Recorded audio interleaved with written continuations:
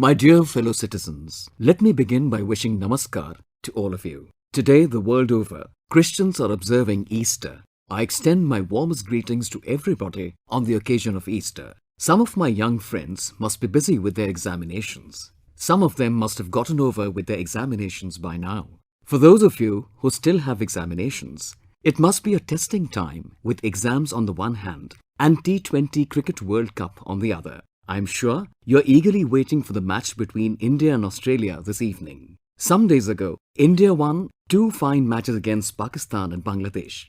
We are seeing a fine momentum building up in this T20 Cricket World Cup. Today, as India and Australia get ready to play, I convey my best wishes to both the teams. With the young comprising 65% of our population, there should be no reason why we should be absent from the world of sports. This won't do. We need to usher revolutionary changes in sports. We can see that happening in India. As with cricket, there's now increasing interest in football, hockey, tennis and kabaddi. You must have come to know that India will be hosting the FIFA Under-17 World Cup next year.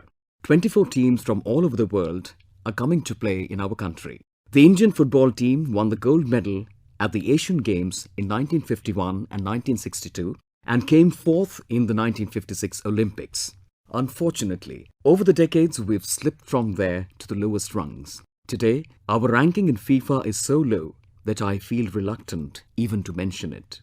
On the other hand, I've been noticing that interest in football among the youth in India has been rising, be it the English Premier League, Spanish League or the Indian Super League matches. Young Indians take time out to get the latest information on these matches and watch them on television. What I mean to say is, given this rising popular interest in football and the opportunity of hosting the FIFA Under-17 World Cup, shall we just play the role of a host and fulfill our responsibility?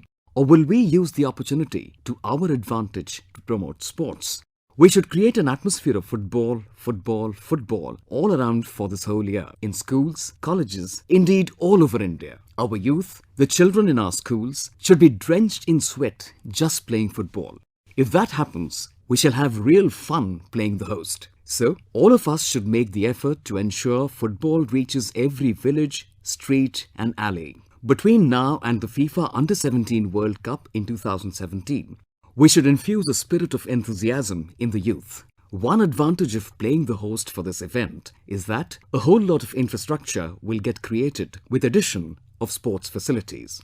But I personally shall be happy when we are able to link every youth of our country to this game.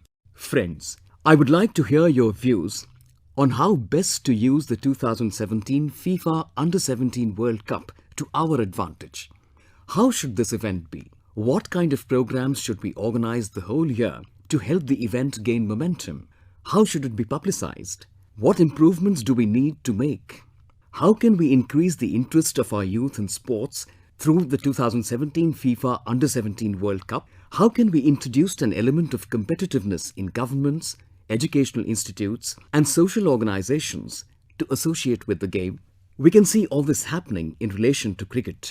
We should now try to bring these elements in relation to other sports disciplines as well. The FIFA event offers us a unique opportunity to do so. Can you send me your suggestions on how best to use that opportunity? I view the FIFA event as a great opportunity to establish India as a brand at a global level. I consider this to be an opportunity to let the world know of India's youth power, not in the sense of winning or losing a match. In the run-up to and preparation for the 2017 FIFA event, we can harness and display our many strengths. While doing so, we can do image branding for India as well.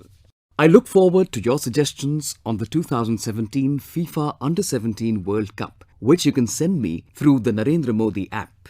Do let me know what should be the logo and the slogans. How should we propagate this throughout India? What should the songs be like? What should be in the souvenirs? Think about it, friends. I would like every youth of mine to become an ambassador for the 2017 FIFA Under-17 World Cup. You should robustly participate in this event. It's a golden chance to build India's image. My dear students, you must have thought of traveling to places during your holidays. There are very few people who go abroad. Most people visit places within their own states for a week or so. Some people also go outside their states. Last time too, I'd requested all of you to upload photographs of the places you visit. And I've noticed that the kind of work which our Department of Tourism, our Department of Culture, state governments and the Government of India can't do, that kind of work has been accomplished by millions and millions of Indian tourists. Photos of such magnificent places were uploaded that it was truly a delight to view them. We have to take this task forward. Do it this time as well, but this time, along with the photo, please write and send a small piece about the place, thus displaying your creative prowess. One gets to learn a lot by visiting new places. Things we can't learn in a classroom, within our family, from our friends. Sometimes we can learn those things by traveling. We get to experience something fresh with each new place we visit. We learn about people, their languages, foods and lifestyles. Someone has rightly said that a traveler without observation is a bird without wings. If you have a desire to truly view, you should also develop an insight. India is full of diversities. Once you set out to see the country, for the rest of your life, you will keep seeing new things and still never get enough of it. I've been fortunate that I had a lot of opportunities to travel. When I was neither Chief Minister nor Prime Minister, and I was young like you, I travelled a lot. Perhaps there isn't a district in India which I have not visited. Travel plays a very strong role in shaping our lives. These days, the youth of India are being driven by a spirit of adventure and curiosity. Unlike before, they don't want to go to the same old places or tread the oft-beaten track. They want to do something new, see something new. I see this as a good sign. Our youth should be bold. They should be brave. They should have the courage to set foot on places where no one has been before. In this context, I would like to specially congratulate Coal India. Western Coalfields Limited at Savaner near Nagpur, where there are coal mines, has developed an eco-friendly mine tourism circuit. Generally, we don't think of coal mines as places to be visited. When we see pictures of miners, we wonder what it must be like out there. We even have a saying, coal blackens your hands. Hence people tend to stay away from coal mines. But Western Coalfields Limited has made these same coal mines a destination for tourism. This is only the beginning, but already nearly 10,000 people have visited this eco-friendly mine tourism site at Savaner near Nagpur. This in itself gives us an opportunity to see something new. I hope that when you set out on a journey during the coming holidays, you can contribute something to cleanliness too. There is greater awareness about cleanliness and people are making an effort to keep tourism destinations litter-free. Both tourists and local residents of these places are contributing to it. Maybe it's not being done in a very scientific way, but it is being done. Can you too, being a tourist, lay stress on cleanliness at tourist destinations? I am confident that our youth will definitely help me in this task. Tourism is a sector that provides maximum employment. Even the poorest person gets a chance to earn from tourism. When tourists visit a place, even the not so well-off among them spend money. Rich tourists are bound to spend more money. There are many employment opportunities created by tourism. India lags far behind in tourism when compared to the world. But if we, 125 crore Indians, decide that we have to give importance to our tourism sector, we can attract the world. We can draw a large number of tourists to our side. Through this, we can provide new employment opportunities to several million young people in India. Be it the government, institutions, society, citizens, we all have to come together to make this happen. Come, let's make an endeavor in this direction. My dear young friends, I don't like it when holidays are just frittered away. You too should think along these lines. Will you let your holidays, during the most important years of your life, slip away just like that? I'll give you something to ponder upon. Can you resolve to add one skill, one special attribute to your personality during your holidays? If you don't know how to swim, can you resolve to learn swimming during the holidays? If you don't know how to cycle, can you resolve to learn cycling during the holidays? Or you could tell yourself, I type with just 2 fingers on the keyboard. So shouldn't I learn the proper way of typing? There are so many skills to develop our personality. Why not learn them? Why not overcome some of our shortcomings? Why not add to our strengths? Do give it a thought. It is not like you need lots of classes, a great trainer, hefty fees, or a big budget for this. You can find something around you. Let's say you decide to make the best out of waste. Just look for some waste material and start creating something from it. You'll enjoy it. By the time evening falls, you will marvel at what you have created from that rubbish. Suppose you're fond of painting and you don't know how to paint. Just start painting and gradually you will get better at it. You must spend your holidays on building your personality by developing some new talent, acquiring some new skill. There can be countless areas where you could do so. It is not as if these are confined to only the ones that I'm spelling out for you. This will help you in carving out your own identity and raising your self-confidence tremendously. Just try it for yourself. When you return to school or college and tell your classmates about what you learned during the holidays, and when your friends find that they have not learned anything new, they will realize that they wasted their time. They will admire you. You are a very determined man, my friend. You have accomplished something concrete. This will perhaps become a big thing among friends. I am confident that you will surely do it. And yes, do share with me what you have learned. This time, a lot of suggestions have come for Mann Ki Baat on www.mygov.in.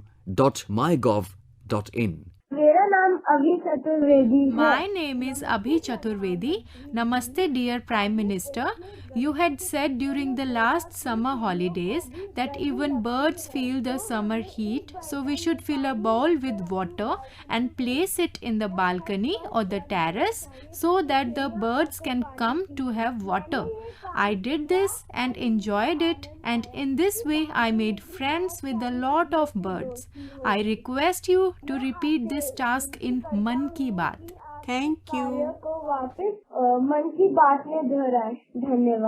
My dear fellow citizens, I would like to express my gratitude to this little boy Abhi. He called me up and reminded me of what I had said. Frankly, I'd forgotten about it. And I did not have it in my mind that I would say something on this topic. But Abhi has reminded me that last year I had asked you to put an earthen bowl filled with water for the birds. Friends, I want to thank this boy Abhi Chaturvedi. He's reminded me of a good deed by calling me. Last summer I had remembered it and asked you to put water in earthen bowls for the birds during summers. Abhi has told me that he's been doing this for a whole year and many birds have now become his friends. The great Hindi poetess Mahadevi Verma used to love birds. She wrote this in one of her poems. We shall not let you fly far away. We shall fill the courtyard with grains and fill the tank with sweet and cool water. Come, let us also do what Mahadevi ji used to do. I greet Abhi and thank him for reminding me of this very important thing. Shilpa Kukke from Mysore has raised a very humane issue.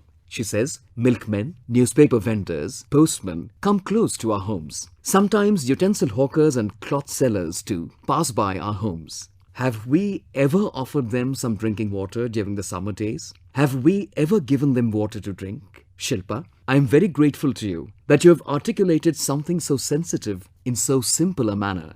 It is a small gesture, but when the postman comes and we offer him water, he'll feel good. Of course, it is a part of our nature in India, but I am glad, Shilpa, that you have observed these things. My dear farmer brothers and sisters, you must have repeatedly heard the term Digital India. Some people feel that Digital India is to do with the world of the youth in our cities. No, it is not like that. You will be happy to know that a Kisan Suvidha app has been launched to serve your interests. If you download this Kisan Suvidha app on your mobile phone, you will receive a lot of information related to agriculture and weather at your fingertips. There are many topics on this app, such as what is the state of the market, what is the position of the wholesale market, which crops are doing well these days, which are the appropriate pesticides. Not just this, there is a button on the app which will connect you directly with agricultural scientists and link you with the experts. If you pose a question to them, they will reply to it. They will explain things to you. I hope that my farmer brothers and sisters will download the Kisan Suvidha app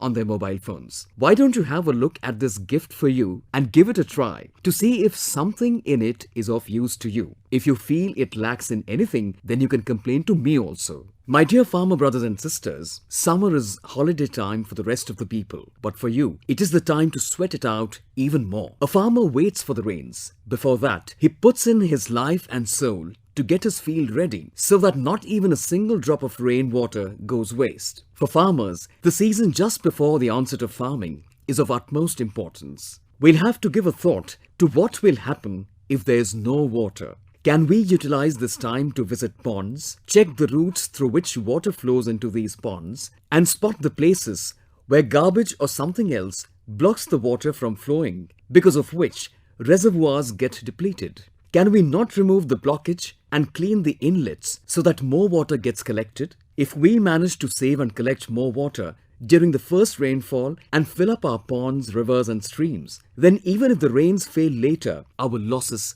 will be reduced. But this can be possible only when we conserve each and every drop of water. You must have noticed that this time it has been decided to construct 5 lakh ponds and farm water reservoirs.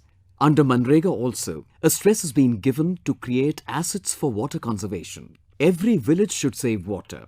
How can we save every drop of water during the coming rains? How do we begin an exercise to ensure that every drop of water in the village stays within the village? You should devise a plan and get connected with government schemes so that we can start a people's movement which will help us understand the importance of water. Then everyone can join in the campaign for water conservation. There must be many such villages in the country, many progressive farmers and many conscientious citizens who have already done this kind of work. But we still need to do much more in this direction. My dear farmer brothers and sisters, a few days ago, the Government of India had organized a very big Kisan Mela, Farmers' Fair. There I saw the modern technology that is now available for farmers and how much change has come in agriculture. But we have to ensure that this technology reaches the fields. Now even the farmers have started saying the use of fertilizers should be curtailed. I welcome this. Excessive use of fertilizers has made our Mother Earth unwell. We are the children of our soil. So how can we watch our Mother Earth suffering? When we add spices and condiments while cooking our food, it adds to the taste. But if we add too much of even the best of the spices and condiments, then would one want to eat that food? The same food would taste so bad, isn't it? The same thing happens with fertilizers as well. No matter how good fertilizers may be, if we use them beyond a limit, they will become the cause of ruination. There should be a balance in everything. This will reduce your expenses and you will end up saving money. Our stand is clear. Less cost, more output. Invest less and reap more. We should move forward with this mantra and improve our agriculture sector by using scientific methods. I hope we will do, with full concentration, whatever is necessary for water conservation. We have a couple of months till the onset of monsoon. Do remember, the more we save water, the more the farmers will benefit and more lives will be saved. My dear fellow citizens, World Health Day is on 7th April. This year the theme of World Health Day is Beat Diabetes. I call upon all of you to defeat diabetes, which plays host to so many diseases. Once it enters your body, a whole lot of undesirable guests in the form of illnesses follow it. It is said that in 2014, India had about 6.5 crore diabetics. Diabetes was found to be the cause of death in 3% of all deaths.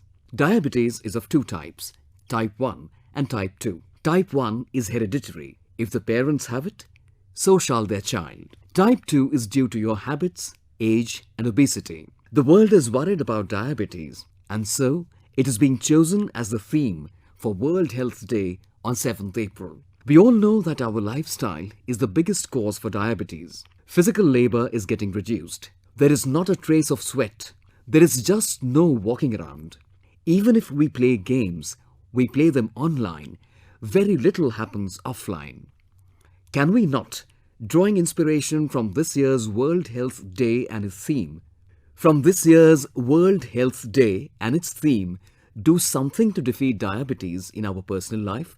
If you are interested in yoga, then do yoga. Or else, the least you can do is to go for a walk or a run. If every citizen of my country is healthy, then my country will be healthy. Sometimes we are reluctant to get our medical checkup done. When the condition worsens, then only does it come to our notice that it is diabetes to blame. What do you lose in getting a checkup done? Please get this much done at least. Everything is available and a checkup can be done easily. Please do be concerned about this. On March 24th, the world observed Tuberculosis Day. When I was a child, we would be scared by the very mention of the word TB. It would seem death was inevitable for anybody suffering from this dreaded disease. But now we are not scared of it because everybody knows TB is curable and can be easily cured. Paradoxically, when TB was linked to death, we used to be duly afraid of it. But now that it is curable, we've become almost careless about it. Compared to the world, we still have a large number of TB patients. If we want to free ourselves and our country from TB, then we need correct treatment. We need complete treatment. If we leave the treatment midway, it can create new complications for us. Tuberculosis is one disease that even the neighbors can spot. Oh look, you have a persistent cough and fever and you've lost weight. Go get it checked. You must have got TB. This shows TB is one illness that can be detected fast. My dear fellow citizens, there is a lot of work being done in this direction. There are more than 13,500 microscopy centers, more than 4 lakh DOTS providers, various advanced laboratories, and all these services are free. Please go and get a checkup done. This disease can be got rid of. All one needs is the correct treatment, and the treatment must continue till the illness is gone completely. I would like to appeal to you all, whether it is TB or diabetes, we have to conquer these.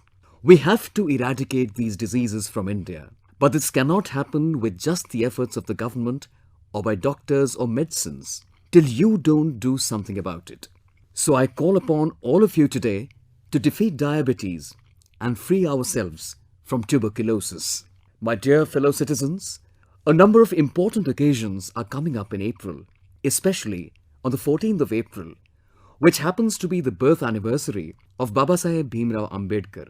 His 125th birth anniversary was celebrated all over the country. The 5 pilgrimage spots associated with him are Mhow, his birthplace, London, where he was educated, Nagpur, where he had his Diksha, 26 Alipur Road, Delhi, where his soul left him for its heavenly abode, and the cremation ground in Mumbai, where his last rites were performed. We are making a constant effort to develop these 5 pilgrimage spots. I am fortunate to get a chance to visit Mhow, the birthplace of our revered Babasaheb Ambedkar, on 14th April this year. Babasaheb has given us a lot to help shape us into ideal citizens. We can pay our best homage to him by following the path set by him and becoming good citizens. In a few days from now, the new year of Vikram Samvat will begin. It is celebrated in different states in different forms. Some call it Nav Samvatsar, some call it Gudi Padwa, some Varsha Pratipada, some Ugadi, but it holds importance in nearly all the states of India. My greetings to everybody on this auspicious occasion of New Year. As you know, I had said it last time also, you can now listen to my Mann Ki Baat in about 20 languages whenever you wish to. You can choose your own convenient time to listen to it. You can listen to it on your own mobile handset. All you have to do is to give a missed call. I'm happy to state that although it has been barely a month since this service was launched, 35 lakh people have availed of it. You too can note down the number 81908 81908. I repeat, 81908 81908. Give a missed call on this number whenever it is convenient for you. Even if you wish to listen to any previous episode of Mann Ki Baat, you can listen to it in the language of your choice. I'll be happy to remain connected with you. My dear fellow citizens, my heartiest best wishes to you all. Many, many thanks.